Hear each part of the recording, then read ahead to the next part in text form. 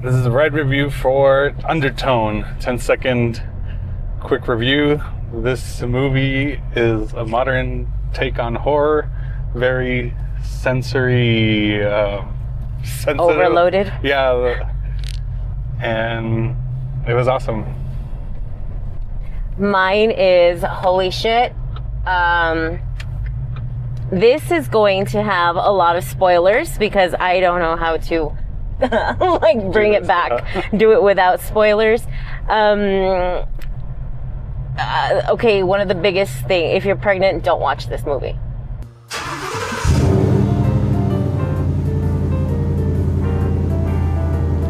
All right, this is the ride review for Undertone, and we review the movie right after coming out of the theater. So, Undertone is we were saying, is essentially a monologue. It's pretty much just like one girl acting throughout the whole thing. There's a few other minor ones. One of them is only on a phone, so it's only his audio, and then the other is her mother who is very sick, so she really just plays a sick person the whole time. Mm-hmm. So it's just all right, so lessons. What life lesson does this story illustrate? Again, I already said, if you don't want spoilers, please go watch one of our other ride reviews. This ties into our Omniversity channel, where we learn things we didn't learn in school, or essentially just kind of continued adult education, things that life is going to teach you anyways, and we're kind of just here to give you a little bit of a heads up as to what we've learned this far in our life so far. Right. We also have another channel, Notes for X, which is kind of the same thing. Is we do this to to kind of pass on these lessons to our son, who didn't. If we didn't have this stuff, hopefully us passing this down to him can help him when he grows up. Yeah. So, first question was what? Which life lessons can we learn from this? You go first. Like I said, spoilers ahead. This movie was, to me, it was all about postpartum depression, or even depression during pregnancy. And difficulties, challenges with conception, challenges with after birth, and not having the same support, like being a single parent maybe just throughout, and life lessons. Wear a condom, take contraceptives, don't screw around if you don't want a baby, because they are huge responsibilities. Mine would be, don't open weird ass shit from weird ass emails that you don't know. That too. Like, don't get a virus. That's not the main idea of the movie, but that also just kind of feels like that's where it starts. It's a good movie. There was a lot of kind of deception in it, so be honest with the people around you, even if you... I think a lot of times we try to protect others from what we're actually feeling, but I think in the long run it's better off to just find a way to say the not so nice thing in a nicer way. Honesty, yeah. So being honest with your parents, having better communication skills than you think that you should. Just do it. Just start to communicate. And there's another one. Don't wait till it's too late. A lot of times we end up, for those of us who have lost a parent, you end up waiting for so long to say the things that you should have said before. And once it's too late, it's too late. Once they're going to go, they're gone. Oops. And yeah. What was the best / worst decision made? Opening that stupid file. So they're making a podcast, right? And a lot of times people search for content. As content creators, you begin to realize, like, oh man, what should we work on or whatever. So when somebody sends you something, typically you're like, yeah, cool, we'll check it out. And then in their case, it was a really bad thing to do. That was my in my opinion. Yeah, I would probably say, yeah, that's two bad decisions. I guess that one is the original one, like opening the email, and then later you find out like you could have almost still been okay if you didn't do the last part, and then But how would they have known?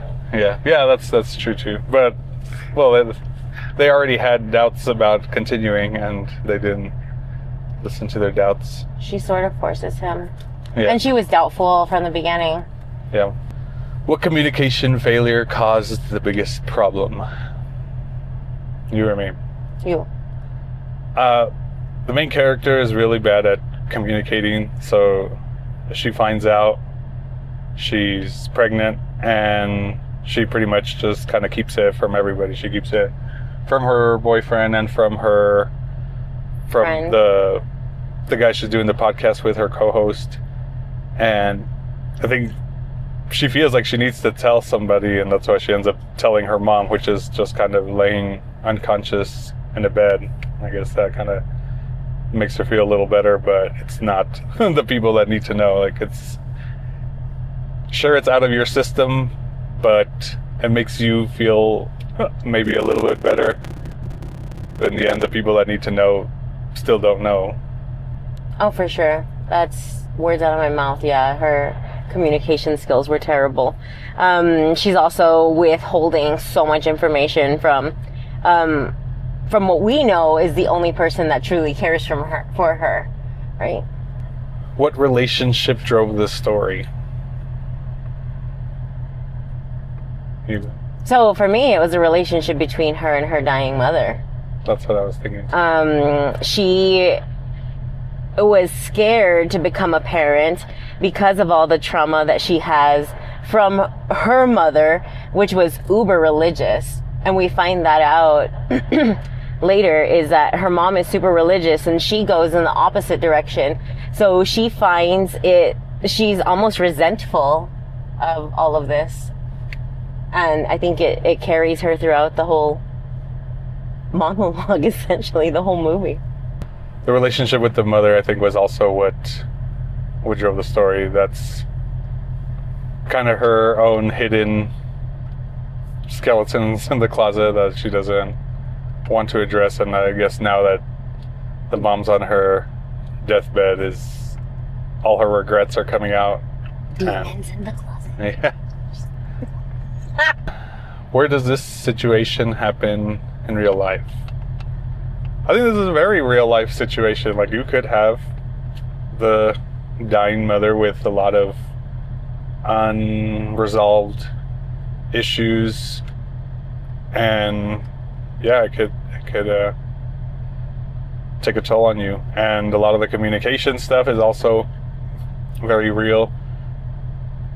We need to be able to communicate even when it's not going to feel good. And I think a lot of times we confuse that. We feel like our baseline is supposed to always be feeling good. Like moderate or happy. Yeah, and I to me, I think I've mentioned this before, is I value peace more than happiness. I think happiness becomes kind of a side effect of peace, but just kind of having things peaceful is much better to me. And I think if people know how you feel, and again, I think that's probably the bigger communication issue, is that people don't know how to communicate that someone is making them feel uncomfortable. Yeah, without, and I think people try to do it without hurting feelings, and I think that's just, I don't think you're going to be able to do that. I think what you could do is probably soften the blow, but to do it without hurting feelings is not. But in the end, you're also just the one that ends up taking all of it along with you, and you're put in situations you don't want to, just from, you keep dragging along the situation by not just being honest about the situation. So just be honest about the situation as gently as you can, and I think that'll solve a lot of issues. Yeah. What you're discussing though is very difficult for a lot of people. You know, I mean, extremely difficult for some. Some need to go and get assistance for this, right? So this girl, she actually probably needed therapeutic intervention. She was not taking her mom's passing easily. She was not taking being pregnant easily. Her relationships were already being affected. And there was only a lifelong friend that was kind of like, dude, are you for real okay? And he could hear it, you know, and she wasn't okay. And she would lie about it. And she would lie about it. And sometimes you need to be there for those people. There are several different hotlines to call. A lot of people suggest not calling 911, right? Because not everybody is trained to de-escalate situations. But there are hotlines. I don't know the numbers. Maybe we should include them in we'll include it in this. Include them in there. Because it is important to take care of your mental health. And if you see that anybody is struggling, then maybe provide assistance also by either calling the hotline for them or giving them that information, because I think that it could potentially save a lot of more lives. The communication one was part by your channel, the Throaty Therapist. Subscribe to both channels. Yes, please. And then this last one is again for the notes for X. If we had to teach our son one lesson from this, what would it be? I think we mentioned it. Most of it is just be honest about your relationships. And I think what makes things hard about being honest about a relationship is kind of like we said, if you're trying to be honest with somebody else because you think they're going to take it poorly or you're going to hurt their feelings, I think one thing we could do in reverse is when someone does open up to you that way is to just try to take it as gracefully. Yes, as you can. And sometimes, yeah, it might hurt your feelings, and if it does hurt your feelings, then maybe you refrain from saying anything yet. Just take it in, take a day, take some time. And once you're kind of processed it a little bit better, then you can come back to them and tell them. But you don't have to say anything. Then just let them tell you what they need to do, and that's it. And honestly, I feel like that's one of the biggest lessons that I have learned in my older age is you don't have to answer. You don't have to say anything. If somebody does hurt you, or if somebody hurts your feelings, it's okay to have those feelings. It's okay to feel all of those emotions and process it, and then come back when you can be eloquent about it. You don't have to say something right away, because there are certain situations that they hit you where it feels like your heart is hurting. And when you say something emotional, you can't take those words back anymore. You can say that you're sorry, but saying you're sorry doesn't clear the air. It doesn't take those words away. Once words have come out, especially in today's society, and it's only going to become more. So this is specifically for notes for X, is don't say the words that you can't take back. You can never take those words back. They have already affected that person that you're talking to. So be mindful, be honest, and be quiet when you need to. And it's hard. Take back which words exactly? Say somebody hurts you. And you're like, you know what? Fuck you. And I hate you, and you're disgusting, and just whatever it may be. And you just completely bash this person, and you say all of these words that you actually mean, right? In that moment, because you're heated, but you would never, ever want to hurt that person as bad as you're going to hurt them with those words. You can't take them back. And so you have to be mindful and careful of how you react to people, even if they're hurting you. You have to be mindful of it, because you can hurt them to the point where they can't recover. Right. And you wouldn't want to be responsible for their actions. Right. I guess that's sometimes where I have a hard time with apologies, is because sometimes I feel like the environment kind of forced me to make those decisions. But as you learn more, you gotta just try to keep yourself in check.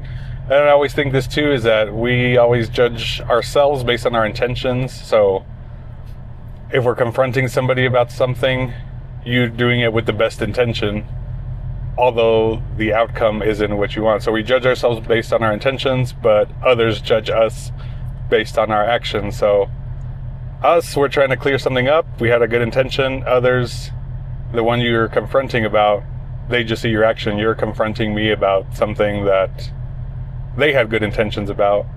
And so I feel like that's usually where the dissonance or more of the clash happens. But if you just... Yeah, and honestly, those don't go away. That recently happened to me with a person that I have to see often. And though the air is mostly clear, I will forever hold that. I will forever, because it had been 11 years back. And then all of a sudden I get told, you were a bitch. Right?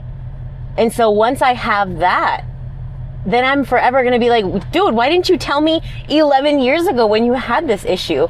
So now my process in thinking about this person is forever going to be askew. I'm not just going to, I'll forgive, but I'm not going to forget what you did. I can't, because that would be foolish on my part.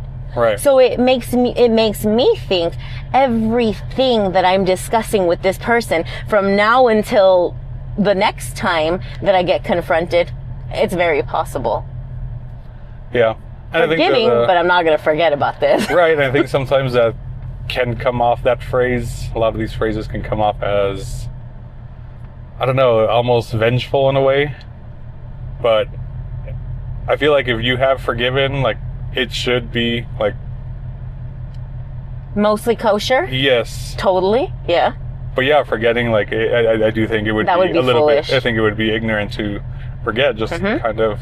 I have forgiven. You're giving them the benefit of the doubt that their actions will change, but it probably shouldn't surprise you as much if it were to happen again. Correct.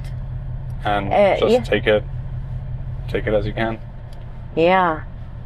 And so, yeah, so this last section is for X. I would want him, if flipped around, like here, we're thinking, I guess, as we're the offspring talking about our parents, but now flip, if we're the parent and he has an issue to bring up, I would hope that we can take it well and he can come and he shouldn't feel any sort of discomfort to come and talk to us. To come and talk to us about whatever. Right. And this is for parenting.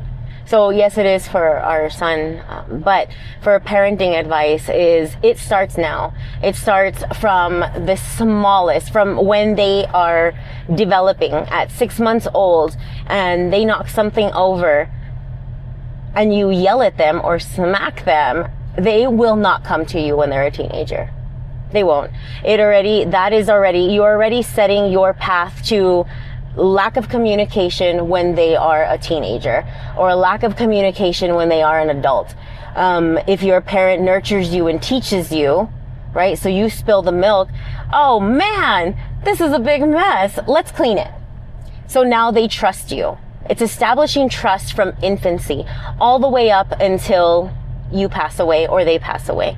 But if you don't start young, to repair that broken bond is going to be the most difficult parenting skill that you will ever encounter. So start now and you will probably have a peaceful parenthood. If you start later and you try to repair, there's a big chance that your child will never have good communication skills with you. All right. And that's pretty much it for me. You can check out our other ride reviews. We just recently did one on Uncut Gems. I know that one's not a new one, but there's a lot of movies we haven't seen still, and that was one of them that we haven't seen. So until next time. Bye.